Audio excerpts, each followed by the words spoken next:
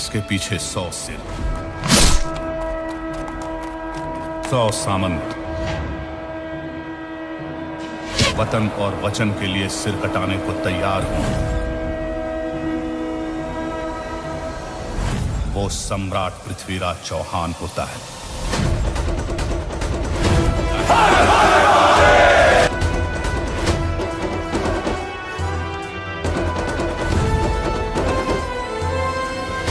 एक राजकुमार की वीरता की कहानियां सुन सुनकर सपने बुन लिए थे। क्यों हुई गलत कास्टिंग? कौन कौन कर सकता है ये रोल अक्षय से बेहतर?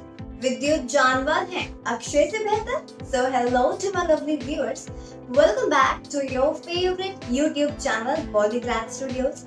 This is रिया और आज मैं आप सभी के लिए लाई हूँ एक ऐसी दिलचस्प खबर जो कि जुड़ी है बॉलीवुड की अपकमिंग फिल्म पृथ्वीराज चौहान के साथ। तो दोस्तों अंत तक जुड़े रहिए मेरे साथ। बहुत ही मस्त, एकदम सरल, सभी चीजों में अच्छा, ये सारी बातें अक्षय कुमार के चेहरे पर तो बिल्कुल नहीं सुहाती।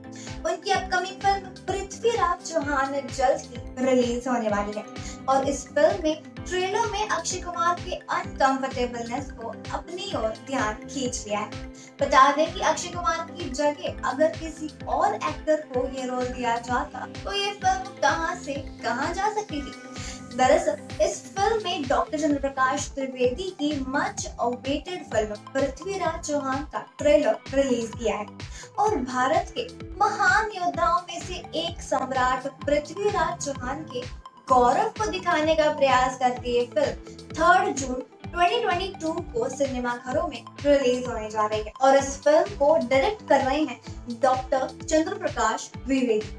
और इस फिल्म के लिए लोग कितने एक्साइटेड हैं इस बात का अंदाजा तो इसी बात से लगाया जा सकता है कि इस फिल्म के ट्रेलर को 6 करोड़ से भी ज्यादा व्यूज अब तक YouTube पर मिल चुके हैं। लेकिन इस फिल्म से कई लोगों को आपत्ति है क्योंकि इस फिल्म से न तो एक ऐतिहासिक फिल्म का आभास हो रहा है और दूसरा इस फिल्म की कास्टिंग पर भी बहुत सारे क्वेश्चंस भी उठाए जा रहे हैं। वो कैसे?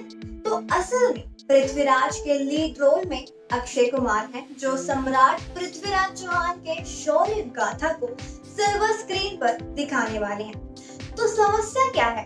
तो समस्या लोगों को सम्राट पृथ्वीराज चौहान के व्यक्तित्व और अक्षय कुमार के नेचर में है जिसमें आकाश और पाताल का अंतर है। तो इसका गलत कास्टिंग से क्या वास्ता? सबसे पहले तो पृथ्वीराज के ट्रेलर को ही देख लीजिए। इसमें कहीं भी आपको पृथ्वीराज चौहान दिखाई दे रहे हैं क्या?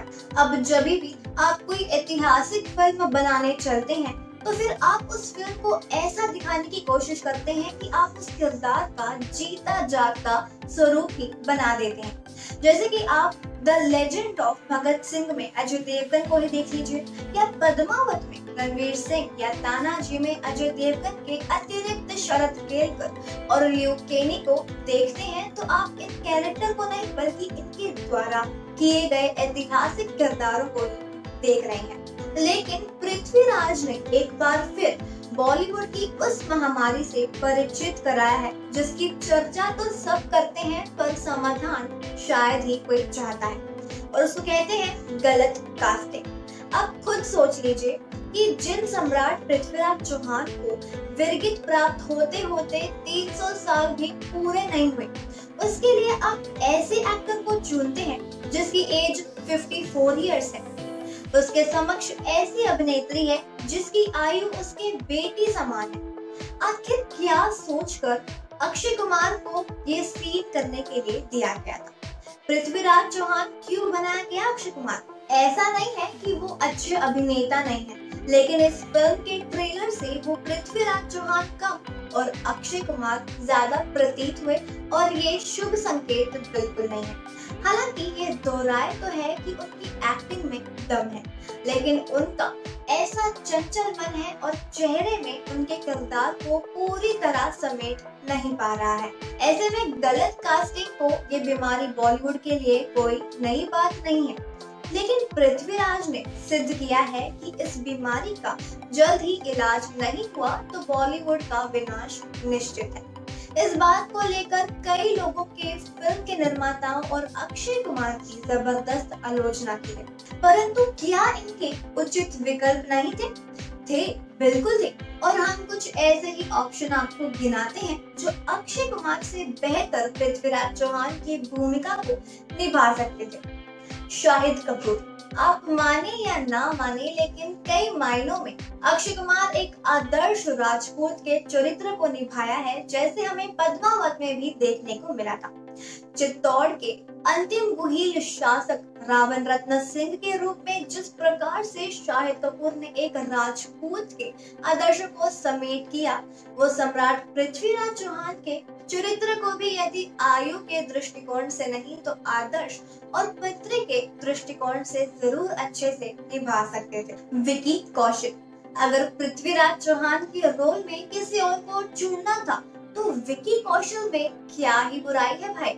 हाँ, कुछ लोग बौद्धिक हो सकते हैं और इस बात से असहमत हो सकते हैं और सरदार उधम सिंह के दृष्टिकोण को असहमत हो सकते हैं, लेकिन उनकी एक्टिंग पर बहुत ही कम लोग संदेह करेंगे।